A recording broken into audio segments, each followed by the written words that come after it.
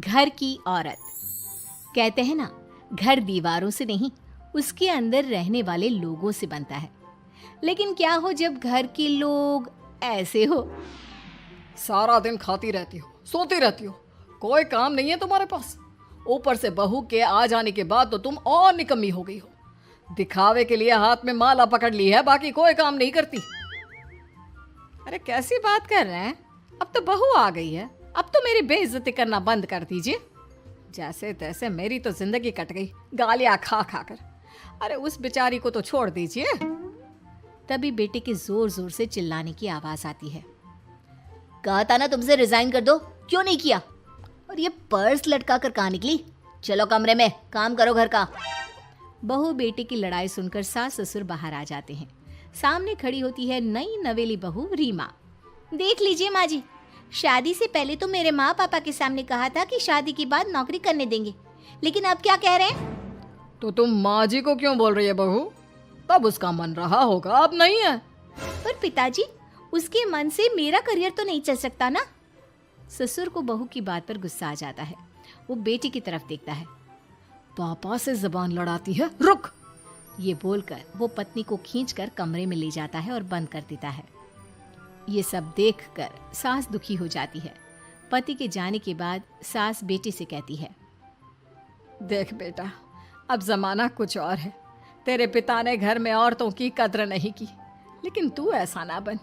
शहर की समझदार पढ़ी लिखी लड़की से शादी की है तूने, उसका ख्याल रखा कर, तमीज से पेश आया कर। जा, बहू को कमरे से बाहर ले आ। लेकिन बेटा नहीं मानता और बहू कमरे में सारा दिन बंद रहती है। शाम को बेटा बाहर जाता है कि सास चाय और बिस्कुट लेकर बहू के कमरे में जाती है। बहू बेटा ये ले, चाय पी ले। रो रो कर कैसी शक्ल बना ली है बेटा। माँ जी, ये कैसे लोग हैं? आप कैसे मैनेज कर रही हैं? ऐसे थोड़ी ना होता है माँ जी। घर की औरतों को तो पिताजी और ये इंसान समझते ही नहीं। क्या करूं बेटा, मैंने तो जैसे तैसे सह लिया, लेकिन तू ना सहना। दोनों बात कर ही रहे थे कि ससुर आ जाते हैं। अच्छा, तो अब बहू को भड़का रही हो?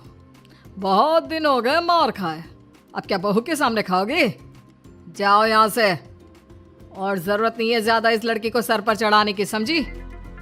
बहू को ससुर की बात पर गुस्सा आ जाता है, लेकिन वो कुछ नहीं कहती।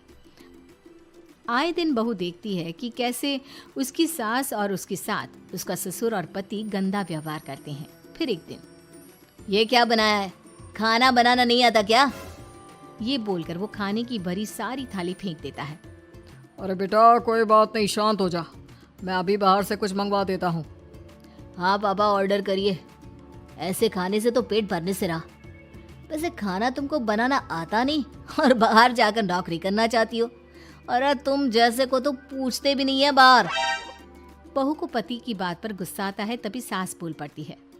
तेरे से ज्यादा पढ़ी लिखी है, वो तो तूने इसे कहा था कि तू नौकरी करने देगा तो तुझसे शादी कर ली, वरना ना ही करवाते इसके माँ बाप तुझसे शादी इसकी। और कमाती भी ये तेरे जितना ही है बेटा।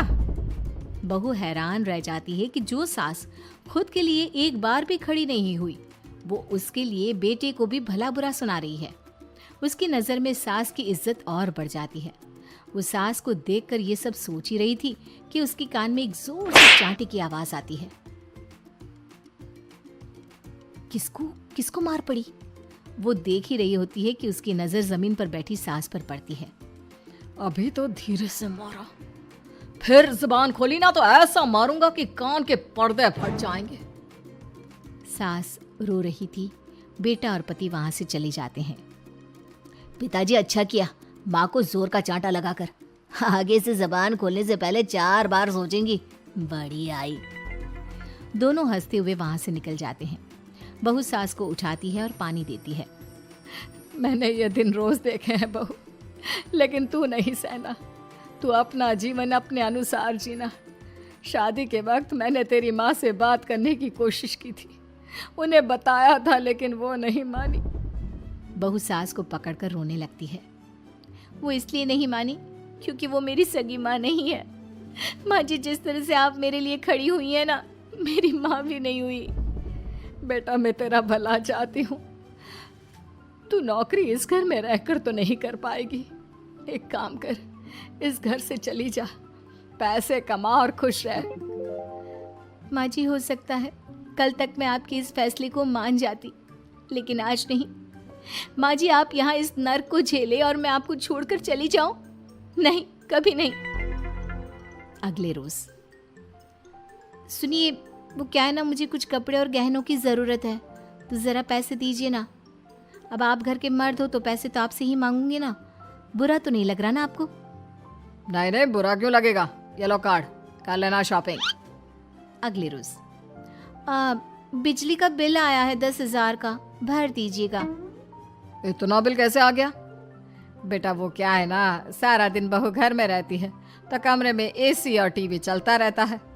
अब कम से कम बाहर जाए तो 4 पैसे कमा कर लाए, लेकिन हम लोगों को थोड़ी ना औरत की कमाई खानी है, वो तो मर्द ही करता है ना।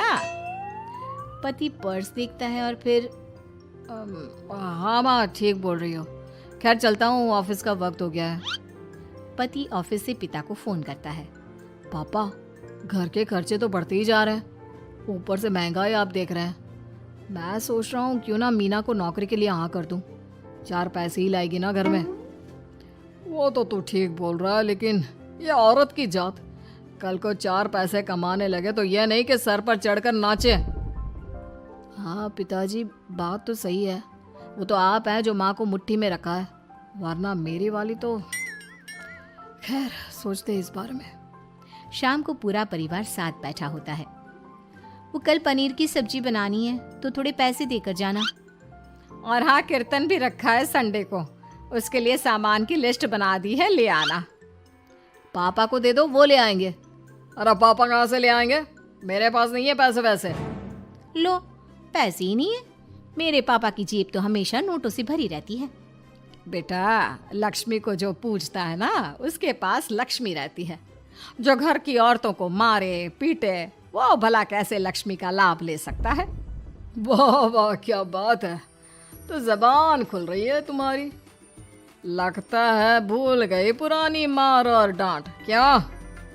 हाँ माँ जी, शांत हो जाइए, मैं नहीं देख सकती आपको मार खाता, और फिर हो सकता है कि मैं आपको बचाने आऊँ तो ये भी मुझे मारे। ठीक है बहू, मैं कुछ नहीं कहती, तू ये लिस्ट बस दे दे, मैं चलिए आराम करने। फिर अगले रोज, सुनिए जी, वो मायके जाना है, वो क्या है ना, शादी के बाद से गई नहीं, तो ट्रेन की टिकट बुक करवा देना। तो मैं भी तो साथ जाऊंगा ना तुम्हारे। तो ठीक है, फिर फ्लाइट की ही टिकट करवा दीजिए। वो क्या है ना, अच्छा थोड़ी ना लगता है, आप पहली बार मेरे साथ जा रहे हो और हम ट्रेन से चले, ठीक है ना?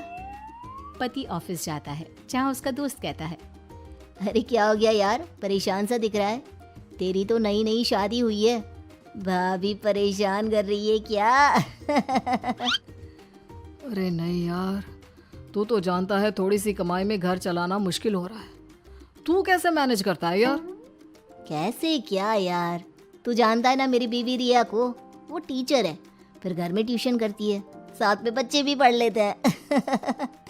यार, घर नाम की गाड़ी दोनों पहियों के साथ चलने से ही चलती है, वो भी कमाती है और मैं भी, और चल रहा है घर बस। पति को दोस्त की बात समझ में आती है, लेकिन पिता का ज्ञान कैसे भूल सकता था? भाई, कल को सर पर चढ़कर नाचने लगी तो। शाम को घर आता है, जहाँ उसकी बुआ और उसका बेटा बैठे होते हैं। अरे आ गया लल्ला, कैसा थका थका सा लग रहा है, सब ठीक है ना? नमस्ते बुआ, कैसे आना हुआ? कैसा है रमेश? भाई को तो भाई की याद ही नहीं आती। अरे नहीं नहीं भैया, याद नहीं आती तो यहाँ कैसे आता? ये लीजिए मेरी शादी का कार्ड, जरूर आना। पति कार्ड खोलता है। डॉक्टर रश्मि, अरे वाह, तेरी होने वाली बीवी डॉक्टर है। और क्या भैया, आपकी बीवी इंजीनियर तो मेरी डॉक्टर। तभी वहाँ सास आ जाती है। अरे जब घर में ही बिठाना है बेचारी को, तो काहे का इंजीनियर है, तो काम वाली ही, घर का काम करती है और आराम। इतनी पढ़ी लिखी लड़की को घर पर क्यों बिठा रखा है? अरे बहू कहीं झोला छाप डिग्री तो नहीं लेकर आई है? पत्नी की बुराई सुनकर पति को गुस्सा आता है। नहीं बुआ, यूनिवर्सिटी टॉपर है मेरी मीना, और हाँ, बड़ी कंपनी में काम भी करती है। बस शादी के बाद कुछ महीनों की छुट्टी ली थी, अगले हफ्ते से ऑफिस शुरू हो जाएगा। क्यों मीना? तभी ससुर आ जाते हैं। हाँ, लेकिन फिर घर का काम कैसे होगा? और पैसे कमाने लगेगी तो सर पर। पिता की बात पूरी नहीं हुई कि बेटा, सर पर चढ़ने का हक है उसका पापा। पत्नी है वो मेरी, यानी मेरे घर की रानी। और रानियां तो सर का ताज होती है। क्यों मीना?